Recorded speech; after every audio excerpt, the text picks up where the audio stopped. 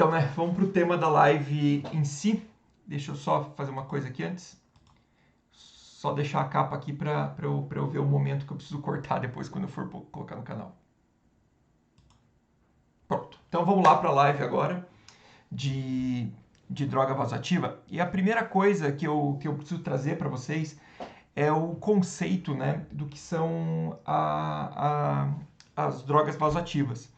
Então, basicamente, a droga vasoativa ela vai ser aquela droga que você vai utilizar para reequilibrar a homeostase cardiovascular. O choque ele é essa perda de homeostase. Ele pode ser, por exemplo, por uma perda de volume, que pode ser um volume real, por exemplo, num paciente que sofreu um trauma grave, sangrou, um paciente com uma diarreia grave, ou volume efetivo, né, quando a gente tem aquela redistribuição. A gente pode ter também aí uma perda da homeostase por uma disfunção cardíaca, então um miocárdio que entrou em falência, um infarto, uma insuficiência cardíaca muito grave. A gente pode ter por uma obstrução da saída ventricular, né, seja por a via de saída do ventrículo direito, por uma embolia, seja por um pneumotórax hipertensivo, seja por um tamponamento cardíaco. A gente pode ter também aí a redução da resistência periférica, né, o choque distributivo. E a gente vai basicamente utilizar as drogas que a gente utilizar, fora, sem falar em volume, né, e medidas intervencionistas, vão ser as drogas vasoativas. Elas vão fazer isso, elas vão restabelecer a homeostase cardiovascular. E é sobre elas que a gente vai conversar então hoje. Antes de eu começar, eu só preciso revisar um conceito básico, mas que muitas vezes a gente deixa esquecido lá na fisiologia. Especialmente para quem está na fase mais avançada, aí já está no internato, às vezes esquece disso e eu vou usar isso muito nessa aula, que é o conceito de trabalho cardíaco. Quando eu estou falando em dar trabalho para um músculo, e a gente pensa, por exemplo, na musculatura periférica ali, vou querer dar trabalho aqui para o meu bíceps. Eu vou lá para a academia, né?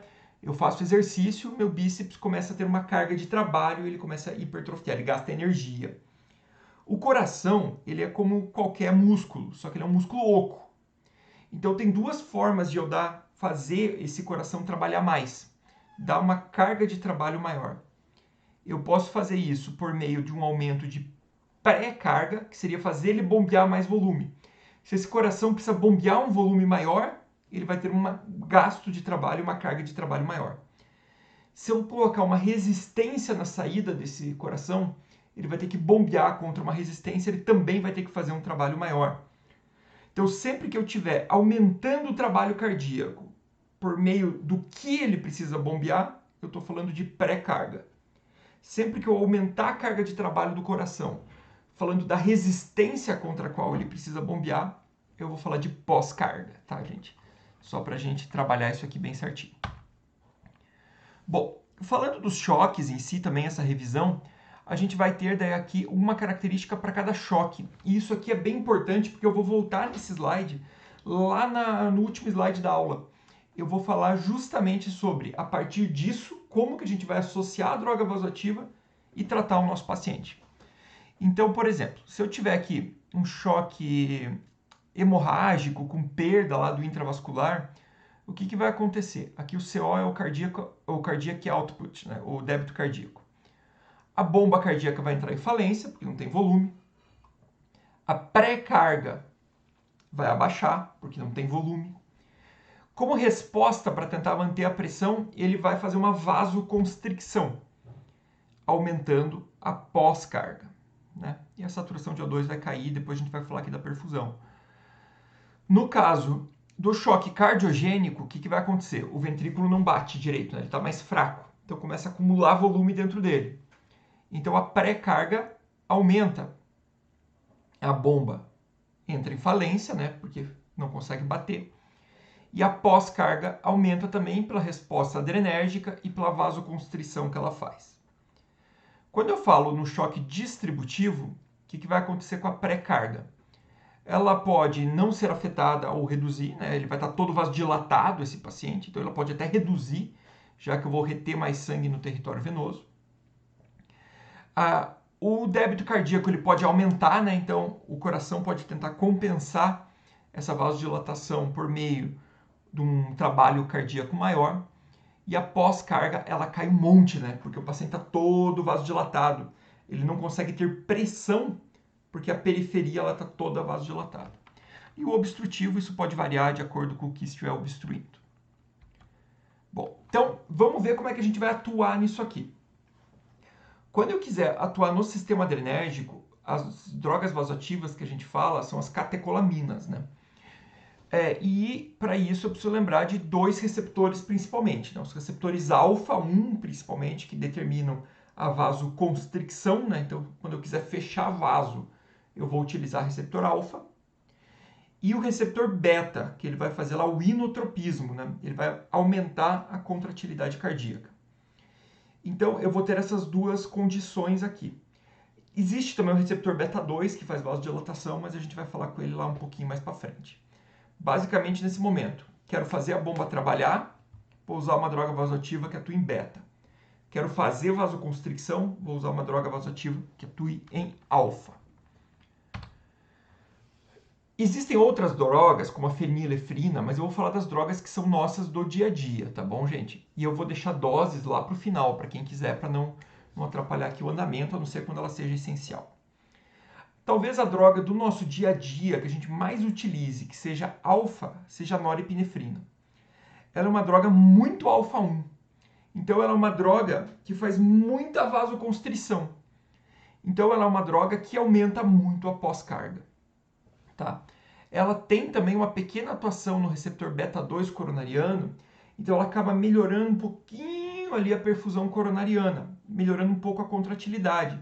Mas a essência da norepinefrina é uma vasoconstrição importante, com aumento de pós-carga.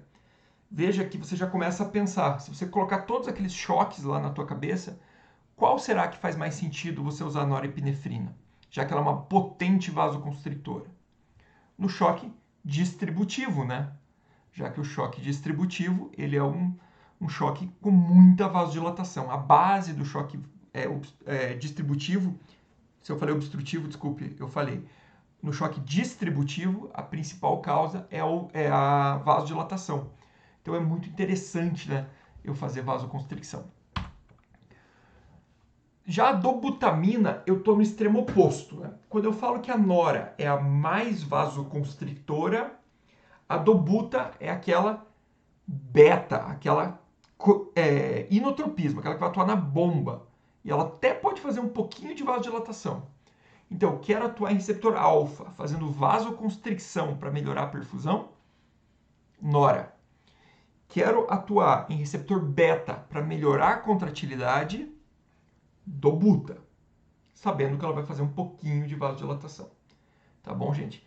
E é por isso que vem aquele conceito que muitas vezes vocês têm, que na sepse, para eu fazer dobutamina, eu preciso primeiro ter feito nora e controlado a pressão do paciente. Porque imagina, eu fazer vasodilatação para um paciente que a essência do seu choque é estar vasodilatado. Isso pode trazer complicações para o paciente. Certo? Bom, eu sei que essa figura parece complicada e olhando agora talvez vocês tenham se assustado. Mas basicamente isso aqui é a fisiopatologia e de como que essas duas drogas que estão nos extremos opostos aqui, elas atuam. Então quando eu falo na norepinefrina, o que ela vai fazer? Ela vai aumentar pré-carga, porque ela faz vasoconstricção venosa e então ela aumenta o retorno venoso ali inicialmente e faz um aumento de pré-carga. Já a dobutamina, como ela vasodilata e melhora a contratilidade, ela baixa a pré-carga e reduz também a pressão arterial pulmonar. Né? O que está em vermelhinho é o que reduz, o que está em azul é o que aumenta. Né? Se a gente continuar aqui, na pré-carga do ventrículo esquerdo, o que acontece com a nora? Ela aumenta também. Se a gente observar aqui, o efeito inotrópico é onde a dobuta mais atua, enquanto que a norepinefrina atua muito pouquinho para aquela perfusão coronariana que eu comentei. Ambas podem acabar gerando um aumento do débito cardíaco, né? Mas por mecanismos diferentes. Por exemplo, a norepinefrina pode atuar bem pesado aqui, às vezes subindo a pressão arterial e melhorando o fluxo regional. Então, existe uma série de mecanismos de como essas drogas podem atuar. Mas gravem, dobuta eu vou trabalhar com a bomba e vou vasodilatar o paciente. Nora, eu vou fazer vasoconstricção no paciente. E aí existe uma droga que ela vai fazer a associação das duas ali, que é a epinefrina. A epinefrina ela vai ser alfa e beta. Então imagina que você tem as duas ali misturadas. Ah, mas então isso seria ótimo. Vamos ver. Pela ação no efeito beta, eu vou aumentar a frequência cardíaca do paciente. Pela ação no efeito alfa, eu vou fazer vasoconstricção venosa. Então eu vou ter menos sangue esperando lá no território venoso.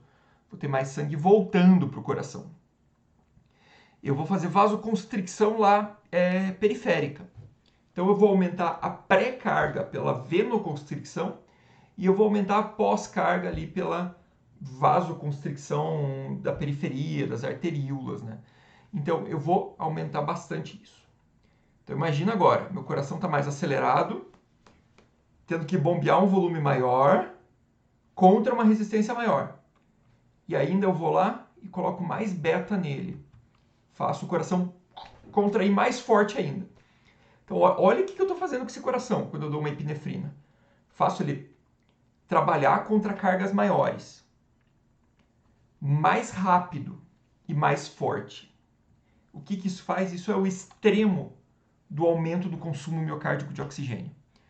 Quando eu dou epinefrina como droga vasoativa, entenda o que eu vou estar fazendo no coração desse meu paciente. Eu vou estar fazendo esse coração trabalhar muito, gastar muito oxigênio, porque eu estou atuando de todas as formas. Então, às vezes as pessoas acham, que legal que seria eu fazer epinefrina, já que ela vai atuar em tudo. Atuar em tudo nem sempre vai ser bom, né, gente? Você precisa pensar, raciocinar o que está acontecendo com o teu paciente. Por causa disso, ela tem um risco maior de ataque a arritmias ventriculares, fibrilação atrial. E ela pode até aumentar o lactato, porque eu estou aumentando o consumo de oxigênio. Então, eu posso até entrar num estado ali anaeróbico e piorar. Por isso que a epinefrina não vai ser a nossa droga de primeira escolha, né, gente? E por isso que a maior parte dos choques eu trabalho com nora ou dobuta, né? A gente ainda tem, quando eu era residente, a gente usava ainda isso aqui.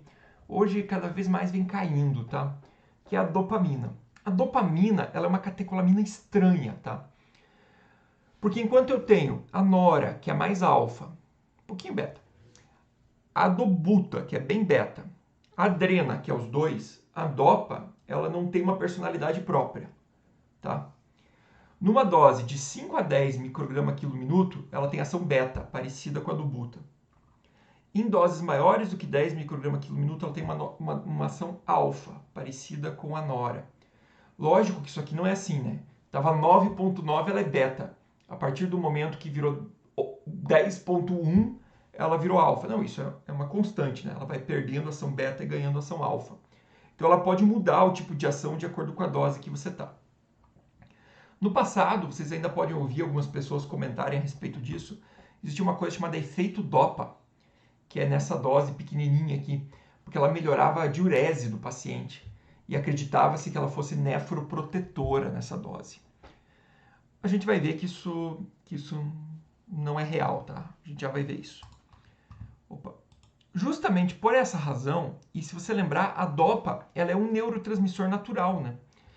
A DOPA está envolvida lá na hipófise, por exemplo, em secreção de prolactina, na regulação do TSH com o TRH. Então, justamente por isso, ela tem um efeito colateral que é uma ação hormonal, tá? Ela pode fazer descompensações hormonais no paciente. Ela também é uma droga que faz muita arritmia. Gabriel, eu posso te responder no finzinho ali? Mas sim, ela vai misturando, tá? Eu já vou responder agora. Ela vai misturando. Ela vai perdendo ação beta e ganhando ação alfa, tá? Ela vai entrando num limbo, não é assim de uma hora para outra. O problema dela é que ela também faz bastante arritmia e faz vasoconstricção pulmonar, né? Então, isso aí seria um dos problemas aí da dopamina. Olha aqui, gente, que eu falei aquela história lá. Esse aqui é um trabalho já de 2010, tá? Que ele comparou essa história de fazer dopamina para melhorar a perfusão renal. E basicamente o resultado que ele chegou é que ela não tem efeito nenhum em melhora de perfusão renal. Ela é igual placebo, tá bom? Igual não é. Por quê? Porque ela faz mais arritmia, tá? Esse aqui também é um estudo de 2010, que foi o estudo que acabou ali com a ideia da dopa no choque séptico. Ele é um estudo que comparou dopa versus nora no paciente com choque séptico, demonstrando aqui que a dopa ela é muito arritmogênica. Olha aqui, ó. Ela faz muito mais arritmias do que a nora.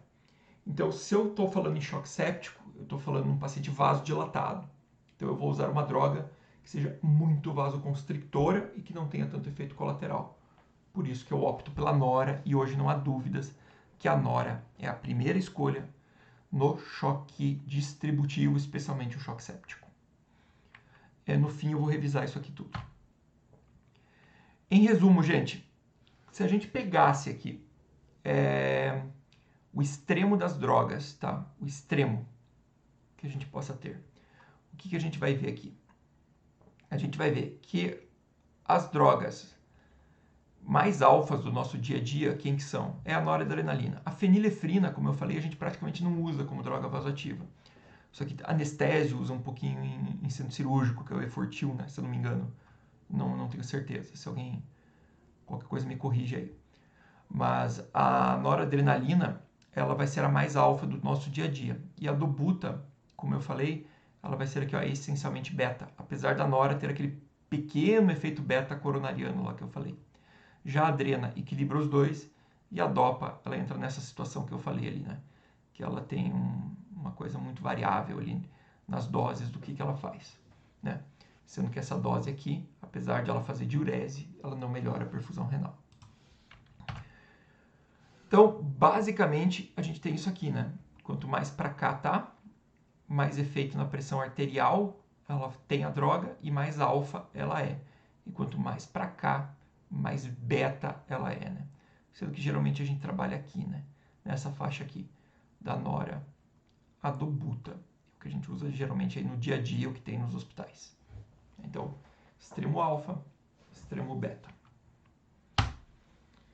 A gente ainda tem outras drogas vasoativas aí para o dia a dia. Uma delas é a vasopressina.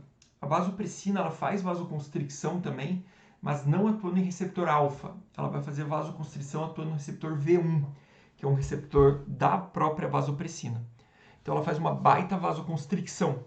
Só que ela tem os efeitos colaterais da vasopressina, né? Que seria, para quem não lembra, a vasopressina faz parte do complexo do hormônio antidiurético, né? Do ADH.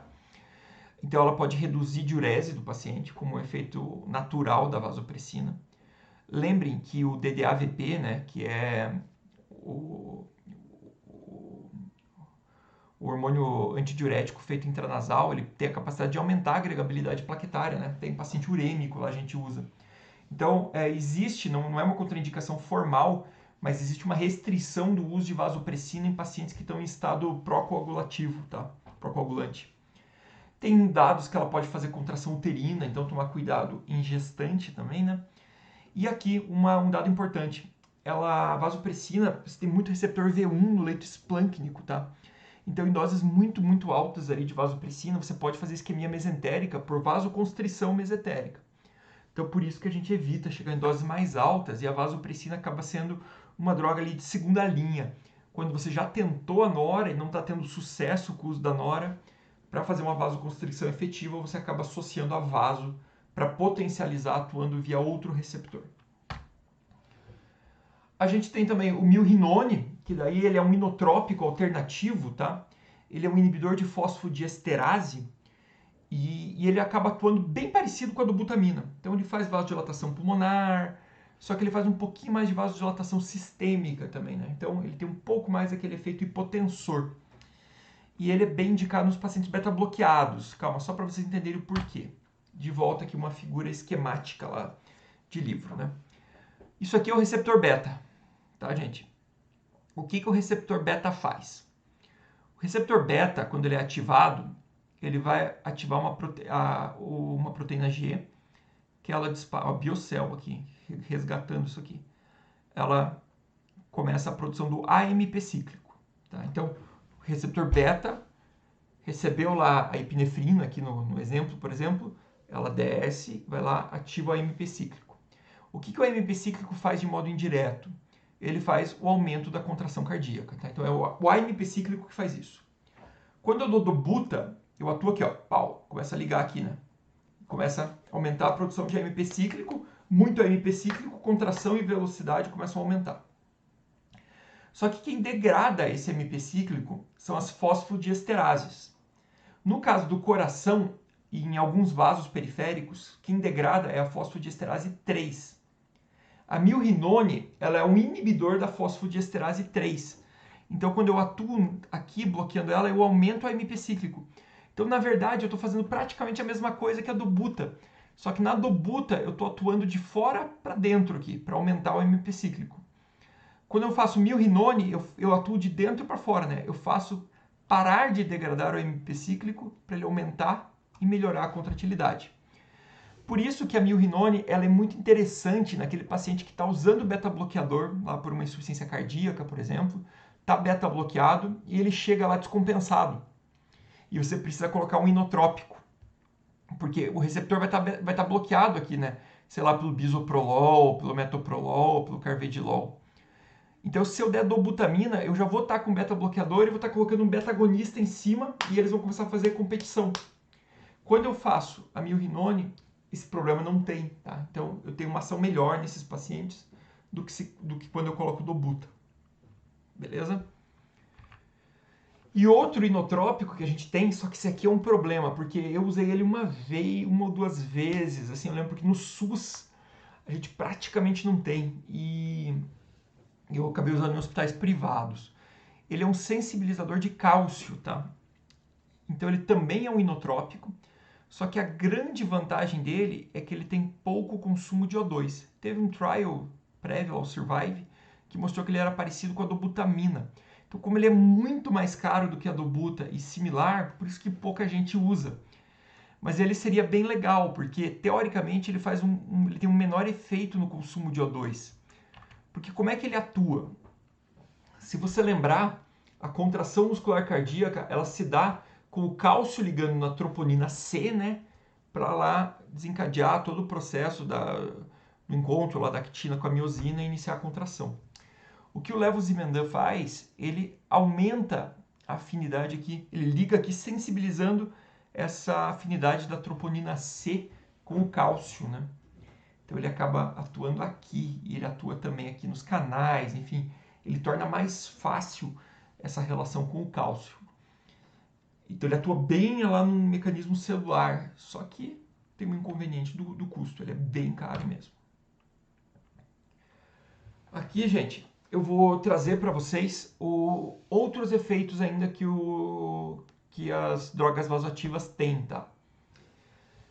Começando aqui por efeitos metabólicos. Então, principalmente quem atua em receptor alfa, né? Então, quando eu estiver falando, por exemplo, de noradrenalina, ela pode reduzir a liberação de insulina no pâncreas. Então, tem que ficar atento ali com esses pacientes, com a questão do ajuste glicêmico dele quando eles estão usando. E lembre também que você está fazendo um vasoconstrictor periférico. Às vezes, fazer controle com insulina subcutânea não vai ser eficaz, porque eu vou ter uma absorção errática ali, né, pela vasoconstrição que eu estou induzindo pela minha droga vasoativa. Muitas vezes é melhor fazer insulina EV em bomba nesse paciente diabético, quando eu tenho essa situação de descompensação. Ela pode inibir a lipólise, né, no tecido adiposo, principalmente por receptor alfa, sendo que o beta 3, né, faz o contrário, ele induz lipólise, né? Então, mas o alfa ele pode inibir. Você pode aumentar a produção hepática de glicólise aqui pela atuação no receptor beta e quebra do glicogênio, né? Mesma coisa que no músculo, né? Até aumenta o lactato, especialmente pelo receptor beta. Efeitos endócrinos, a gente pode ter aqueles que eu citei, principalmente da dopamina lá nos hormônios hipofisários, né? Redução de secreção de TSH também, né? Aquela questão da vasopressina atuar lá como hormônio antidiurético, né? Também pode ter esse problema. A gente tem alguns efeitos imunológicos que já foram relatados, como, por exemplo, aqui, uma hiperresponsividade de célula T induzida por dopamina, nada clinicamente, francamente relevante, né? Uma redução de endotoxinas, um upregulation de citocinas anti-inflamatórias, o potencial estimulação de crescimento bacteriano, né? Principalmente lá pelo hipofluxo intestinal, redução de citocinas pró-inflamatórias, né? No caso da vasopressina, isso aqui é uma coisa que por muito tempo se falou na cardiologia, de vasopressina após paciente em circulação extracorpórea, por redução lá das citocinas pró-inflamatórias. E aqui a redução pela celepressina que a gente não tem. Gente, eu tenho aqui ainda 2 minutos, se eu me ater lá ao horário que eu prometi de meia hora para vocês, para abrir para discussão. E eu queria trazer agora para vocês, para a gente encerrar, justamente uma análise de como que eu posso usar o choque com a droga vasoativa. Então vamos começar com o hipovolêmico. Então imagina que o paciente perdeu lá um monte de sangue. Então a primeira coisa que eu vou ter que pensar é fazer a expansão volêmica desse paciente. Seja com sangue, seja com cristalóide. E isso até já pediram aqui nos comentários em outro vídeo aí uma comparação entre Ringer lactato e soro fisiológico. Isso aí dá para fazer em outro momento, tem bastante coisa nova saindo aí. Isso aí nos últimos anos saíram alguns papers sobre isso. No choque cardiogênico, eu vou ter o paciente que ele está como? Esse paciente está com a bomba parando de funcionar. Isso aqui é a base, né? O início que desencadeou o choque. Bomba parou de funcionar. Então começa a acumular volume lá dentro porque não contrai. A minha resposta adrenérgica começa a fazer vasoconstricção. Começa a aumentar lá a pós-carga, né? Pré e pós-carga alta com o coração batendo fraco. Por que a dobutamina é uma ótima droga aqui nessa dose? Porque o que ela vai fazer? Vai fazer a bomba voltar a bater, vai fazer vasodilatação, reduzindo pré e pós-carga. Então ele reequilibra isso aqui. Quando eu falar do choque distributivo, ele coloca aqui os principais, que seriam justamente esses, que é o choque séptico, o anafilático, o neurogênico e a crise addisoniana, né? Que seria lá a insuficiência adrenal. No choque séptico, eu já comentei com vocês, a primeira escolha é a norepinefrina, né? Caso não tenha resposta com a nora, associa a vaso. Na anafilaxia, a base do tratamento da anafilaxia é a adrenalina precoce. Então, se o paciente já estiver em choque anafilático, eu vou utilizar a própria adrenalina, né, a epinefrina, como droga vasoativa. Não intramuscular, mas EV em bomba infusora. Vou utilizar a própria epinefrina, então. A fenil a gente praticamente não usa, né? Então no neurogênico a gente pode utilizar aqui a norepinefrina. No neurogênico ainda, vale outro comentário aqui, né, que o neurogênico ele se caracteriza por ser um choque distributivo com frequência cardíaca baixa, diferente dos outros, né, que faz taquicardia. Se ele tiver muito hipoperfundido, você ainda pode considerar um marcapasso. Parou o som? Gente, parou o som? Ou eu vi que chegou a mensagem aqui?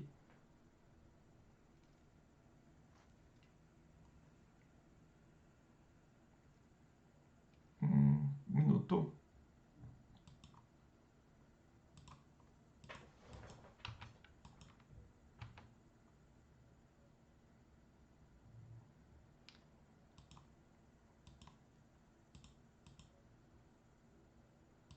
Ah, tá normal o som? Então eu vou voltar, tá bom, gente?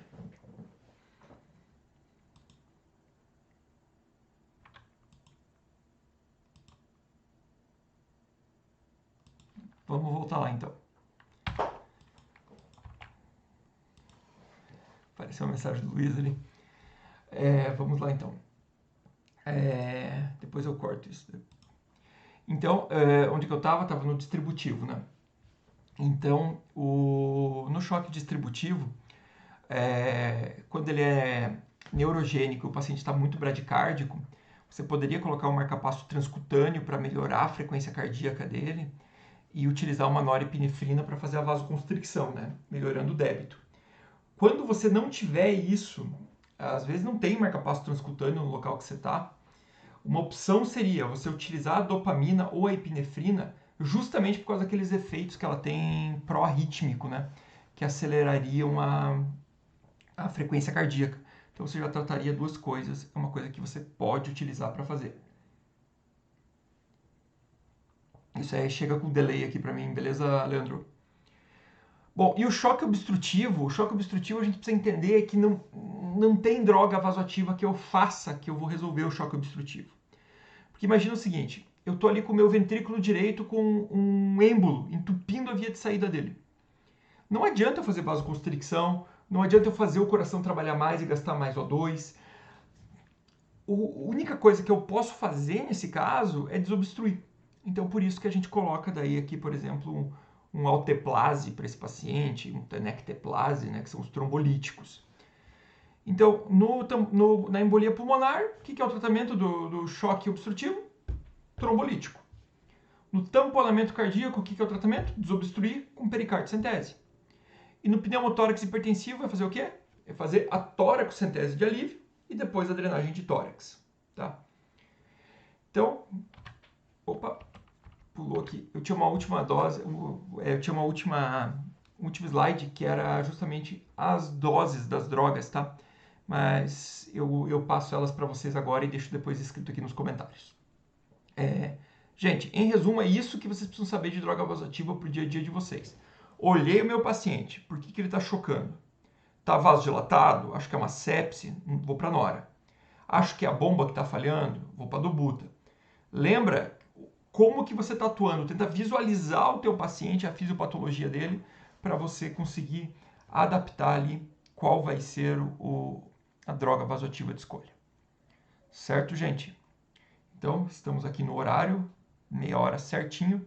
Eu vou puxar aqui para a webcam de volta para a gente poder ir discutindo a respeito, então, as dúvidas de vocês.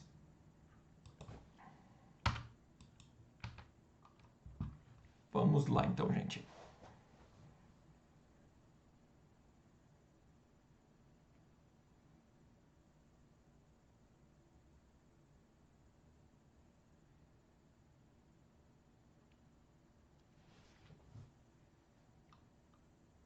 Não temos dúvidas hoje?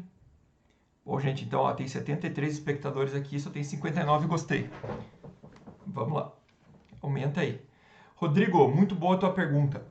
A saturação venosa mista ou a saturação venosa central, ela era um parâmetro que a gente utilizava no passado, tá? Principalmente lá no Surviving Sepsis mais antigo, ela era bastante utilizada e ela a gente utilizava para ver um status de perfusão. Deixa eu ver se eu consigo te explicar isso de um modo bem simples, tá? Imagina o seguinte: a saturação venosa central,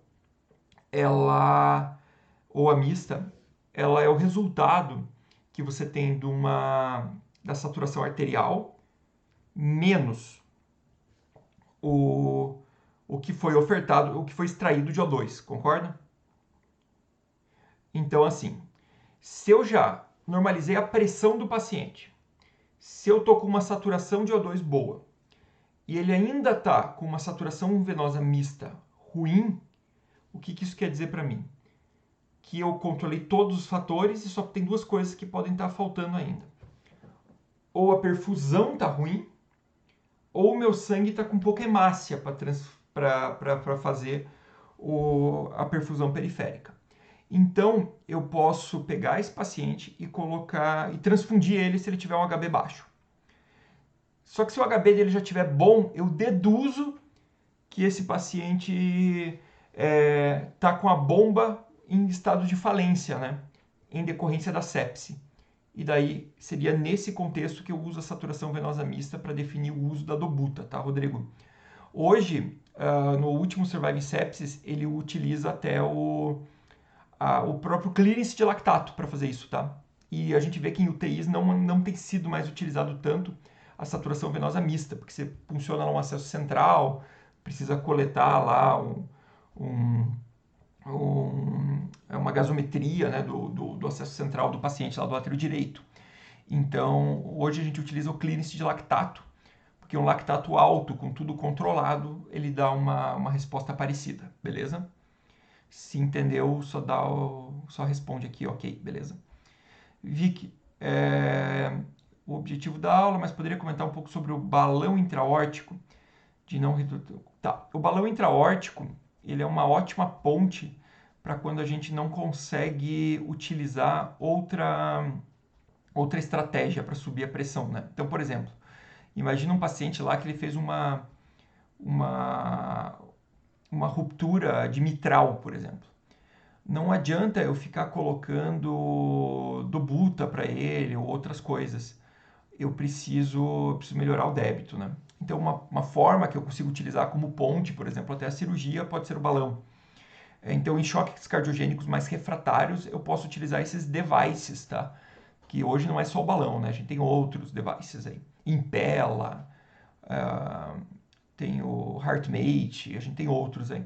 Cada um com a sua atuação específica. O balão intraórtico, especificamente, o que ele vai fazer? Ele é colocado na aorta, como o nome diz. Durante a sístole, ele se desinsufla e deixa sair. A hora que entrar a diástole, ele insufla e dá uma segunda bombada no sangue, né? Então ele empurra para frente e ele joga de volta para dentro da coronária, dando uma perfusão a mais, tá? Então ele é uma ponte no choque cardiogênico mais refratário. Pode ser uma ponte para o transplante, pode ser uma ponte para uma cirurgia, para alguma coisa assim. Já vou chegar na tua pergunta, Rodrigo. Gabriel, num paciente com choque mais bradicardia, você diz um choque, imagino que você esteja dizendo um choque neurogênico, por exemplo, né? Você pode sim utilizar a adrena ou a dopa para tratar as duas coisas ao mesmo tempo, mas uma estratégia legal nesse caso seria o uso do marcapasso transcutâneo com a nora, por ser mais fisiológico e levar a menos taquiarritmias, tá? Mas é possível, você ainda pode fazer isso. Leandro, não é obrigatório o uso do catéter venoso central para qualquer droga vasoativa, tá? O problema é que se você perder um acesso periférico, especialmente com drogas vasoconstrictoras, como a nora, você pode fazer necrose de pele, tecido celular subcutâneo, e sem falar no fato que o paciente vai fazer hipotensão porque a droga não está entrando. Mas você pode sim iniciar elas em periférico, especialmente se for um acesso bom, né, calibroso, que não tenha risco do paciente perder o acesso. Rodrigo, então, aí que vem um problema, tá? Eu sei que isso é uma dificuldade, eu até esperava essa pergunta. Por que eu não coloco aqui em ml hora? Porque cada serviço dilui de um jeito diferente. Vou pegar a diluição de nora, por exemplo, em 3 hospitais que eu trabalhei aí nos últimos anos. No HC, a gente dilui nora 3 ampolas em 100 ml de soro. Então, 1 micrograma quilo minuto, por exemplo, dá X ml hora. No Cajuru e no Marcelino, a gente dilui 4 ampolas em 200. Veja que a diluição já é diferente. No Hospital da Polícia Militar, diluía-se 2 ampolas em 250, na época que eu trabalhei na UTI lá. Então, cada serviço utiliza uma diluição diferente, por isso que fica difícil você fazer a conversão. Eu recomendo que você faça Tem aplicativos que fazem isso, tá? O cálculo hoje, mas você vai ver que acaba ficando meio medular quando você começa a conhecer o teu serviço, quanto que dá isso. Isso, Gabriel. Depende do acesso, tá? Se você pegar um acesso bem calibrosão ali, vai bem. 4 em 250, eu vou precisar fazer o cálculo, Rodrigo. Eu não tenho tanta vivência com 4 em 250. Tem que calcular. De qual hospital que você é, Rodrigo? Só para eu saber onde que utiliza 4 em 250. Por isso, é muito protocolo local. Eu lembro quando eu entrei na residência no HC, a gente fazia 3 em 250. Depois que mudou para 3 em 100, então sempre vai adaptando.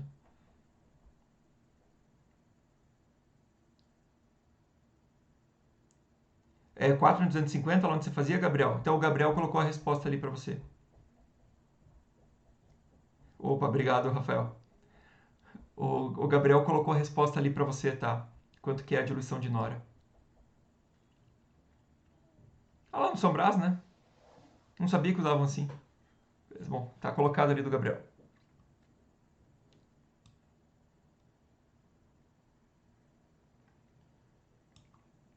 Mais alguma dúvida aí, gente?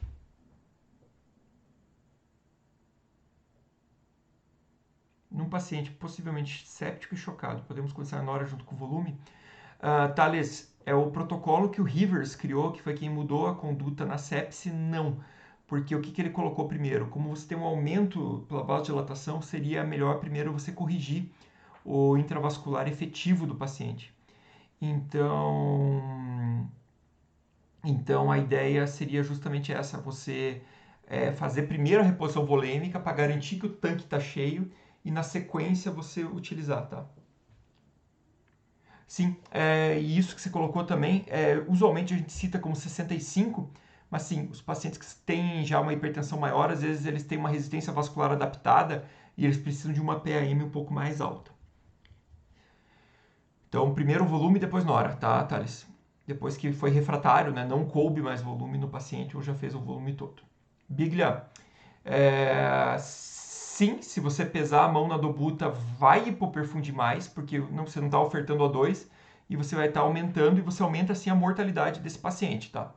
Tanto que o beta-bloqueador, que é a estratégia oposta, ele é benéfica, né, no paciente com choque cardiogênico, desculpe, choque cardiogênico não, no infarto com supra. Se ele tiver choque cardiogênico, não pode usar. Mas é o risco-benefício. Então você precisa correr para abrir o vaso, essa é a estratégia principal. E se você colocar dobuta, infelizmente sim, você vai fazer mais arritmia, você vai fazer mais área de necrose, tá? Isso é fato. A insuficiência renal aguda contraindica vaso em um paciente? Não, ela não contraindica, Mariana, tá? Você sabe que vai poder reduzir um pouco a diurese, mas ela não chega a contraindicar. Gabriel, eu acho que a gente tem evoluído demais na medicina para tratar as coisas como um pacotão, sabe? O que eu vejo? Eu vejo que 30 ml por quilo, a gente está trabalhando uma média, tá? Acho que talvez até um dia dê para a gente conversar sobre isso. Apesar da gente falar em medicina baseada em evidências, eu acho que às vezes a gente tem que fazer ali um bom senso. Sim, a rigor, 30 ml por quilo foi a dose boa lá no estudo, só que, putz, 30 ml por quilo para um velhinho com insuficiência cardíaca é diferente de 30 ml por quilo para um velhinho rígido, né?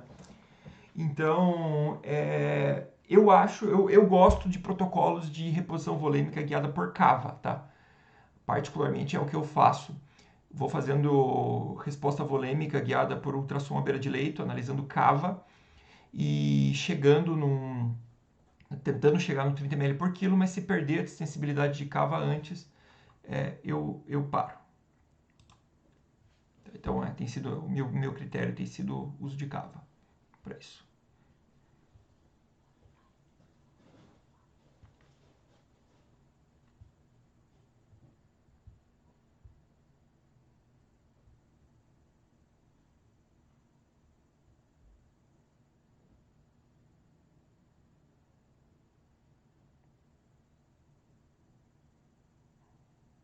Beleza, então, gente? Não sei se ficou ainda alguma dúvida. Se ficou, por favor, escrevam aí nos comentários alguma outra coisa. Amanhã, então, um vídeo a respeito da vacina no Covid. E quinta-feira, análise daquele artigo de hidroxicloroquina. Semana que vem, trabalho todo sobre hidroxicloroquina. Quinta-feira que vem, análise aí de como morreu um presidente dos Estados Unidos e o que mudou até agora. Vou ver se até o começo de agosto eu lanço meu canal aí destinado para os leigos daí para a gente tentar fazer uma orientação maior. Beleza, gente? Muito obrigado. Opa. O Gabriel concordou comigo. Beleza, acho ótimo mesmo. Eu gosto de cava porque é bem simples. A gente se encontra aqui então semana que vem. Houve um pedido aí dos alunos para que semana que vem fosse uma análise prática de como utilizar a espirometria, como interpretar.